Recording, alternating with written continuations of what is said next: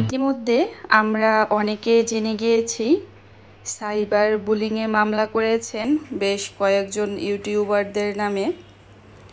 তো সে বিষয়ে আপনাদের সাথে কিছু কথা বলতে চাই। আশা করি কথাগুলো আপনাদের কাছে ভালো লাগবে। আসসালামু আলাইকুম, কেমন আছেন সবাই? আশা করছি আল্লাহর রহমতে যে যেখানে আছেন সুস্থ আছেন, ভালো আছেন, নিরাপদে আছেন। আলহামদুলিল্লাহ, আমরাও ভালো আছি। প্রতিদিনের মতো আজকেও একটি নতুন ভিডিও নিয়ে চলে এসেছি আপনাদের মাঝে। এখানে আমি বের হয়েছিলাম একটু কয়েকটা কাচের জার নিব। তো যদি পছন্দ হয় তাহলে নিব, এই জন্য আর কিছু রঙের পাথর, সাদা পাথর এগুলো নিয়ে নিব। তো সেই সাথে এখানে এটা যেহেতু অ্যাকোরিয়ামের দোকান, বিভিন্ন ধরনের মাছ, পানির ভিতরে গাছ, মানে দেখলেই যেন খুবই ভালো লাগে, একদম চোখ জুড়িয়ে যায়। তো আমরা তো ইউটিউবার, যেখানে যাই সেখানে আমাদের হাতে মোবাইল থাকে, ক্যামেরা অন করা থাকে। তো এই যে দেখুন, মাছগুলো কিন্তু ভীষণ ভালো লাগছে। যদিও অ্যাকোরিয়ামের যে মাছ রাখার জন্য আমি আসিনি, কারণ মাছ কিনে আমার রেখেছিলাম এর আগে। তো আসলে এগুলো কয়েকদিন পর দেখা যায় কি মারা যায়। আবার আমার মেয়ে ছোট, তো সব মিলে এই মাছের যত্ন করা আমার হাতে সময় একদমই নেই বললেই চলে। দেখতে তো ভীষণ ভালো লাগে, বা ঘর সাজাতেও কিন্তু ভীষণ সুন্দর। এই কারণে আর কি ভালো লাগে, এই জন্য একটু ক্যামেরা ভিডিও করে নিয়েছি আর কি, শেয়ার করব বলে। কিন্তু এখান থেকে আমি কোনো মাছ নেইনি, তবে কাচের জার নিয়েছি আর পাথর নিয়েছি, আগেই তো বললাম।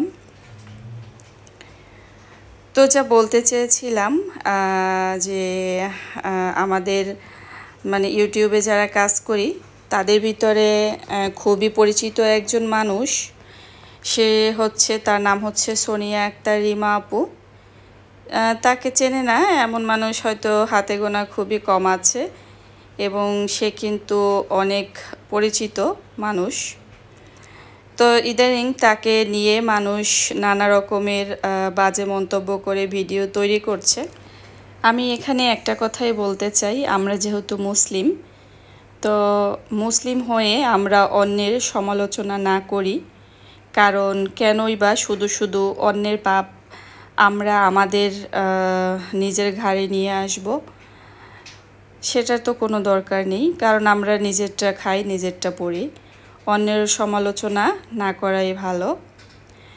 আর অন্যের সমালোচনা করে যদি কেউ উপরে উঠতে চায়, সেটা কি কখনো উপরে ওঠা যায়?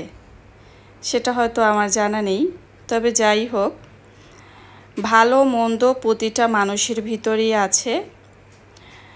আর মন্দ নেই বা মন্দ ছাড়া কোনো মানুষের জীবন নেই। ভালো হোক বা খারাপ, এই দুইটা নিয়েই কিন্তু প্রত্যেকটা মানুষের জীবন। আমরা তো শুধু এতটাই শেয়ার করি সামনে, যতটুকু শেয়ার করা যায়। কিন্তু যারা বেশি পরিচিত, যারা বেশি ইউটিউবে ফেমাস হয়ে গিয়েছেন, তারা তো কম বেশি সবটাই শেয়ার করেন। তো একটা কথাই বলার, কিছু বলার নাই, যে আসলে অন্যের সমালোচনা না করাই ভালো, অন্যের দোষটা খুঁজে বের না করাই ভালো। আমি যদি অন্যের একটা দোষ নিজে গোপন করে রাখি, স্বয়ং আল্লাহ আমার দোষটাও ঠিক নিজ দায়িত্বে গোপন করে রাখবেন। তো এই তো আসলে ওই সোনিয়া আক্তার রিমা আপু কিন্তু সে ভিডিও দিয়েছে, এমন একটা লিখেছে যে সাইবার বুলিংয়ে মামলা হয়েছে, 12 জনের নামে মোট মামলা হয়েছে। এখনও 3 জন অজ্ঞাত, তাদের ভিতরে যে 3 জন কে আছে সেটা কিন্তু এখনও বলা হয়নি, তবে 12 জনের নাম দেওয়া হয়েছে। তাদের ভিতরে সবাইকে আমি চিনি না, হয়তো হাতে গোনা 2-1 জনকে চিনি, এই আর কি। তো নিচে কিন্তু মানুষের সেই যে ভিডিও নিচে মানুষের বিভিন্ন রকমের কমেন্ট রয়েছে।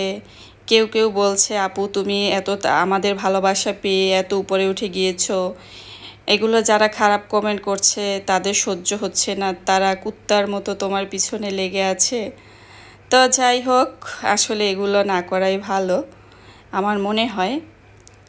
তো আমরা চেষ্টা করব মুসলিম হিসাবে অন্যের সমালোচনা না করি, যদি পারি তাহলে মানুষের ভালো দিকটা নিয়ে বলার চেষ্টা করি যে না, এটা ভালো, ভালোর দিকটা বলাই যায়। তবে এই তো, এখানে আর কি বলার ছিল আমার এতটুকু। জানি না আমার আজকের ভিডিওর কথা কে কেমনভাবে নেবেন। আমি যেহেতু মানুষ, ভুল আমারও আছে। আমার আজকের কথায় যদি কেউ কোনো কষ্ট পেয়ে থাকেন, ক্ষমা সুন্দর দৃষ্টিতে দেখবেন। তো আসলে যেটা আমরা বের হয়েছিলাম যে যার কিছু পাথর কিনে নিয়ে আসব, সেখান থেকে একটা রেস্টুরেন্টে ঢুকেছিলাম। ঢুকে আমরা কফি খেয়েছি, আর সেই সাথে জিসান চিকেন ফ্রাই খেয়েছিল, আমি খেয়েছিলাম শর্মা খেয়েছিলাম। তো মাইমুনা অনেক দুষ্টুমি করছিল। যেহেতু কিনতে বের হয়েছি, ভাবলাম একটু বসে বসে কফি খাই আর গল্প করি।